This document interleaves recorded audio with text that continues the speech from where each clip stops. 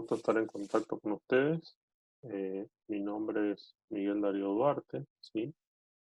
Soy profesor y licenciado en informática, experto en transformación digital. Hoy estoy acá para darle una clase especial de educación en entornos virtuales. Acá tienen mis datos por si me quieren enviar mensajes. eh, y bueno, vamos a comenzar con la clase. Acá tengo un pequeño mapa conceptual de educación en entornos virtuales, donde quiero hacer un repaso de los puntos principales, ¿no es cierto?, de la educación en entornos virtuales. A corregir acá mi imagen, lo que están viendo, para que no le tapen la pantalla. Bueno, tenemos medios y herramientas, ¿sí? En medios y herramientas podemos decir que tenemos aplicaciones. ¿Qué son las aplicaciones? Son software, ¿sí?, de educación, plataformas de educación virtual que engloba diferentes tipos de herramientas destinadas a fines docentes, ¿sí? Su función es facilitar la creación de entornos virtuales para impartir todo tipo de formación a través de Internet sin necesidad de tener conocimientos de programación. Ejemplo, Moodle, Classroom, entre otros, ¿sí?, que son las más conocidas. Después tenemos desarrollo de recursos. Cuando hablamos de recursos, hablamos tanto de recursos humanos como de recursos tecnológicos. Para los alumnos, como principal objetivo de una universidad, debemos considerar las siguientes características. El recurso le dé facilidad de acceso a la plataforma, ya que esta es la puerta de entrada al curso y a la institución virtual, y debe ser sencilla y que motive a seguir participando, accesible a las tareas a realizar y que las consignas y los materiales se puedan llegar con pocos clics, ¿sí? Y que a su vez puedan interactuar con sus compañeros de clase. Eh, Vamos a hablar ahora, ¿sí?, de qué se desarrolla, ¿sí? Cuando hablamos de desarrollo, hablamos de competencia, hablamos de cómo y cómo producir. Cuando hablamos de producir, hablamos de productividad. Dice, estas varias competencias que son las que definen a las personas productivas, ¿sí? La podemos dividir en tres grandes grupos. De efectividad personal, que es que cuando conseguimos resultados de forma óptima en cuanto a eficacia, eficiencia y calidad. Después tenemos eficacia, que es conseguir primero los resultados más relevantes, y eficiencia, usar óptimamente los recursos. Bueno, de ahí, dentro de las competencias, también tenemos cómo colaborar, ¿sí? La competencia colaborativa en un contexto de aprendizaje se refiere al conjunto de estrategias para proporcionar el desarrollo de habilidades mixtas, donde cada miembro del grupo es responsable tanto de su aprendizaje como el de los restantes miembros del grupo. También podemos hablar de cómo comunicarse, ¿sí? Porque la comunicación es muy importante en la vida de nuestros estudiantes, ¿sí? Entonces podemos decir que es importante desarrollar las habilidades comunicativas para poder expresarse de forma efectiva lo que pensamos, sentimos y queremos. Todos sentimos la necesidad de interactuar con otros seres humanos y lo hacemos constantemente en todos los ámbitos de nuestra vida. Entonces, dentro de las competencias a desarrollar, tenemos la competencia comunicativa como uno de los ejes principales. Después, vamos a hablar de otra competencia que es muy importante, que es la de investigación, que podemos decir que es la movilización de saberes, conocimientos, habilidades, valores y actitudes para la solución de problemas del contexto, mediante la aplicación de procesos de investigación científica con enfoque cualitativo, cuantitativo y multimétodos. Entonces, dentro de la educación en entornos virtuales, podemos decir que cuando desarrollamos competencias, tenemos las competencias productivas, colaborativas, comunicativas e investigativas. Pero no solo hay que desarrollar competencia, hay que desarrollar capacidades. ¿Y qué capacidades tenemos que desarrollar? ¿Sí? La, la principal creo que es un pensamiento crítico. ¿Sí? Y podemos decir que el pensamiento crítico es el proceso de dudar de las afirmaciones que en la vida cotidiana suelen aceptarse como verdaderas. Ese es, para mí, es una de las capacidades más importantes que tenemos que inculcar y desarrollar dentro de nuestros alumnos. Otra es la gestión del conocimiento, del inglés Knowledge Management. Podemos decir que es un concepto aplicado en las organizaciones y en la educación.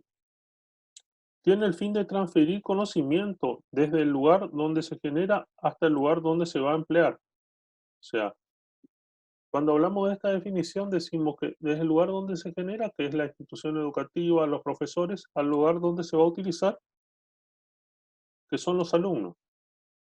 ¿Sí? Después tenemos el pensamiento creativo. Son las habilidades de pensamiento creativo, son importantes en el ser humano por los conocimientos, habilidades y creatividad a desarrollar para generar los conocimientos, aprendizajes y soluciones de problemas para la toma de decisiones. Entonces, hasta ahora dijimos que cuando hablamos de educación en entornos virtuales tenemos que desarrollar las competencias, las capacidades y después el tercer punto que tenemos que desarrollar son las actitudes. ¿Cómo son las actitudes? Una es la colaboración o la cooperación. Y como definición podemos decir que es la tarea de ayudar y servir de una manera desinteresada e incondicional a los demás, para que nuestros alumnos sean personas colaboradores cooperantes. Es necesario que desarrollemos en ellos un espíritu generoso, solidario y altruista. ¿Sí? Después, otra de las actitudes que tenemos que desarrollar dentro de nuestros alumnos es el respeto. El respeto es una consideración y valoración hacia algo o alguien. Esta valoración implica a su vez una actitud y comportamiento, y puede dirigirse tanto a objetos inanimados como conceptos o personas, ¿sí? Entonces tenemos que inculcarle a nuestros alumnos el respeto, tanto a las personas como a los objetos, como a los animales, a todos los seres vivos y a los objetos, ¿sí? No es porque por ahí, porque es un objeto, si no le gusta algo, lo tiene que ir a romper, ¿sí? Y por último, está la actitud que es el altruismo, ¿sí? Cuando hablamos de altruismo, podemos decir que es la tendencia a procurar el bien de las personas de manera desinteresada, incluso a costa del interés propio. Bueno, entonces, este pequeño mapa conceptual nos lleva a dos ejes que son los medios de herramientas, ¿sí? Que las repasamos son las aplicaciones, desarrollo de recursos, y por otro lado, el desarrollar competencias, capacidades y actitudes. Vamos a mover un poco acá en nuestro cuadro, ¿no es cierto?, para que no nos moleste en la pantalla. Y vamos a hablar de herramientas para la educación virtual. Cuando hablamos de incorporar una plataforma tecnológica para la educación virtual en nuestras instituciones educativas, tenemos que analizar 4 áreas que deben considerarse al evaluar la incorporación de una plataforma, que son 4 cosas fundamentales que tenemos que tener en cuenta. Una son los alumnos, ¿sí? Otra, los docentes. Después la administración y gestión. Y cuarto, la inversión económica. ¿Por qué decimos todo esto? Porque son los destinatarios de la herramienta son los alumnos. ¿Quiénes son los que lo van a utilizar para impartir conocimiento? Son los docentes. La administración y la gestión va a tener que decir quién entra, cómo entra, ¿sí? Toda la gestión administrativa de la educación. Y por último, la inversión económica, porque tampoco podemos pensar en tener una herramienta que vale muchísimo dinero, pero que después las instituciones no la pueden solventar o necesitan de tanta infraestructura que los alumnos no pueden tener acceso, ¿no? Ya que ésta debe darle soluciones a cada uno de ellos, porque la sociedad crecientemente competitiva genera una fuerte demanda de formación centrada en las competencias técnicas y unas cualidades personales deseables podemos decir, que se justifica por tres cosas. Por un lado, la rápida evolución tecnológica. La tecnología nos está pasando por encima día a día. No hablemos de año a año, ¿sí?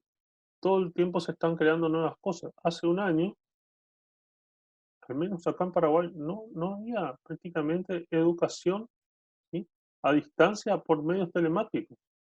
Había uso de plataformas, algunos estaban comenzando con un tibio uso de este tipo de plataformas, pero de un día para otro tuvimos que salir a utilizarlo y la tecnología se adaptó a eso, se adaptó para darnos soluciones.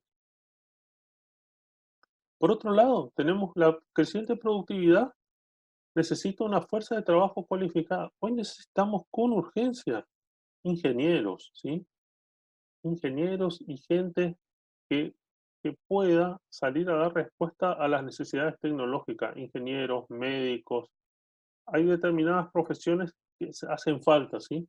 Y hay otras que se están yendo, que están tendientes a desaparecer, que son las profesiones que hacen operaciones repetitivas.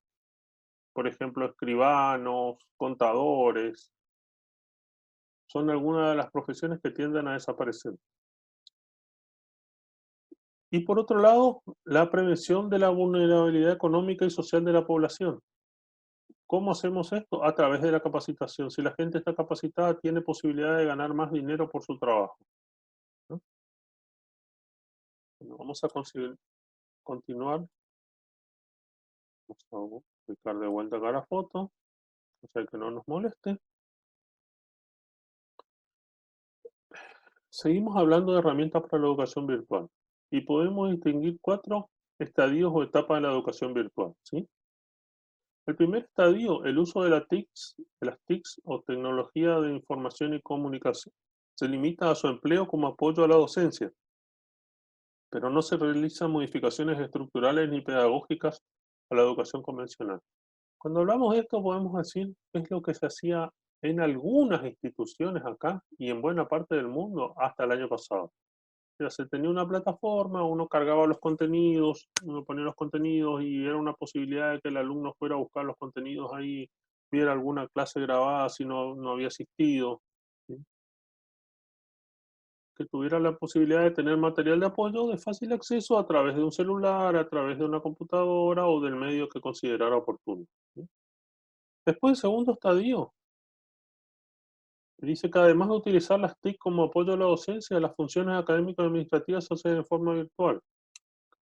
¿Qué se dice con esto? Que los alumnos, por ejemplo, entran y se inscriben a las materias que quieren cursar, pagan sus cuotas si es una universidad privada, o ven sus notas, ¿sí? Esto es la parte académico-administrativa. Después, en el tercer estadio, podemos decir que bajo los modelos pedagógicos institucionales convencionales se utilizan plataformas virtuales para integrar diversas funciones. Entonces, las TICs apoyan a la docencia, administración, investigación y extensión de las universidades. ¿Qué estamos diciendo con esto? Que se integran un poco más las TICs, que para mí es lo que estamos alcanzando en este momento en Paraguay, ¿sí? Las TICs que permiten dar clases, que permiten seguir los procesos administrativos, que permiten que se hagan un montón de cosas que antiguamente no se hacían. Y el cuarto y último estadio es cuando se agregan herramientas que facilitan el aprendizaje. Hoy muchas de las TICs que estamos usando para educación virtual, ¿sí?, tienen la posibilidad de tomar exámenes, pero no exámenes muy complejos. Yo estuve viendo cursos de otras universidades donde, por ejemplo, yo enseño ingeniería informática en la carrera de ingeniería informática. Y ahí muchas veces tenemos que tener la posibilidad de que los alumnos hagan pruebas, ¿sí?, en los servidores donde están tomando su clase. Y hoy no las tenemos adaptadas todavía, pero hay módulos, sí, que es lo que habla acá en el cuarto estadio, que se pueden agregar a las plataformas para que los alumnos puedan cargar sus exámenes, hacer sus prácticas y hacerlo todo en un solo lugar sin necesidad de tener, ¿sí?, algún software extra en su equipo. Bueno, vamos a hablar un poquito de e-learning ahora. Las plataformas de e-learning, Campus Virtual o Learning Management System, LMS, es un espacio virtual de aprendizaje orientado a facilitar la experiencia de capacitación a distancia, tanto para empresas como para instituciones educativas. Ejemplo, Moodle Classroom, entre otras, ¿sí? ¿Qué tipos de herramientas de comunicación podemos utilizar en el e-learning? Podemos decir que tenemos comunicación sincrónica y asincrónica, ¿sí? En cualquier proceso educativo o de capacitación, la comunicación es esencial, pero cuando se trata de herramientas de comunicación, cobra mayor importancia, ¿sí? Y es que las diferentes herramientas de comunicación de e-learning que emplees será con los estudiantes dentro de un curso virtual. Entonces tenemos que llegar a ellos, ¿sí? Tenemos que encontrar la manera de llegar a ellos y que ellos lo puedan aprovechar. Son varios tipos de herramientas de comunicación que se pueden integrar en los cursos de e-learning y de esta forma apoyar el aprendizaje y las actividades para la enseñanza. Ahora vamos, algunas de ellas pueden estar incluidas en algunos LMS. ¿Cuáles eran los LMS? Lich? Son, por ejemplo, Moodle y Classroom, que ya utilizas como chat y foros. Pero si deseas ir más allá, también puedes utilizar herramientas externas como las famosas redes sociales o bien utilizar otras herramientas que según la necesidad de comunicación que necesites, ¿sí? Ahora vamos a hacer una pequeña numeración de las herramientas, ¿sí? Por un lado tenemos los blogs, ¿sí? Por otro lado tenemos, todo el mundo conoce que es un blog, ¿sí? Es donde hablamos sobre un determinado tema. Un chat es una conversación donde entramos, ejemplo, WhatsApp, y nos comunicamos entre todos. Tablas de anuncios, ¿sí? Ponemos un anuncio, el día, tal día vamos a tener una clase a tal hora por videoconferencia o vamos a tomar un examen o tienen que hacer tal o cual tarea, ¿sí? Por otro lado, tenemos los foros.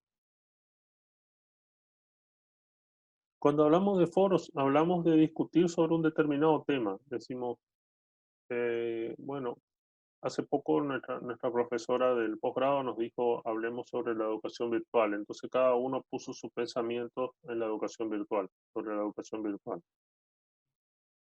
Cada uno opina sobre un tema, se tira un tema y cada uno opina. Es como una charla que nos podemos sentar todos alrededor de una mesa con un tereré, con un mate, con un café, con lo que sea, y comenzar a hablar sobre un tema. Bueno, esto es una charla pero virtual donde se tira un tema y cada uno comienza a conversar sobre eso. Por otro lado, tenemos el correo electrónico. ¿Para qué nos sirve el correo electrónico?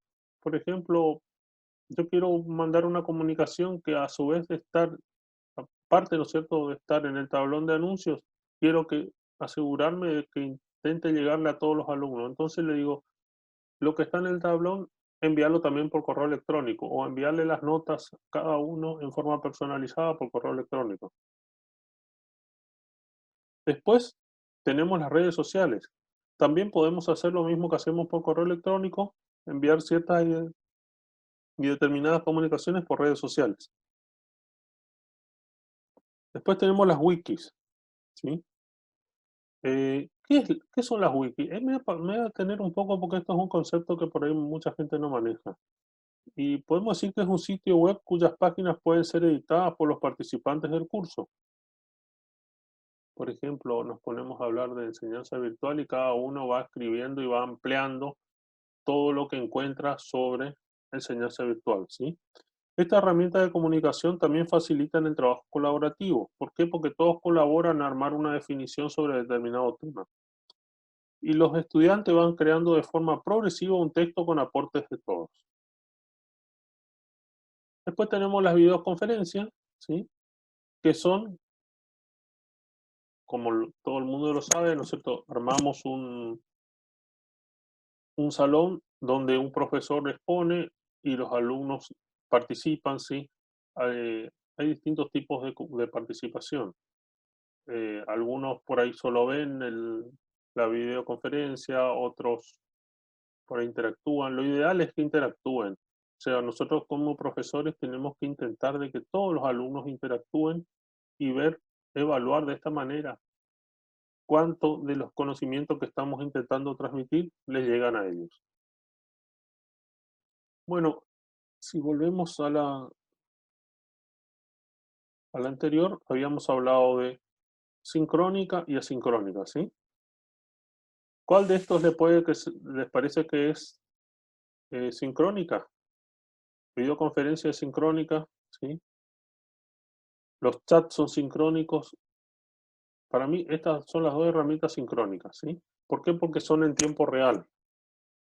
En tiempo real se van haciendo. Y asincrónicas son los blogs, los tablones de anuncios, los foros, correo electrónico, redes sociales y wiki.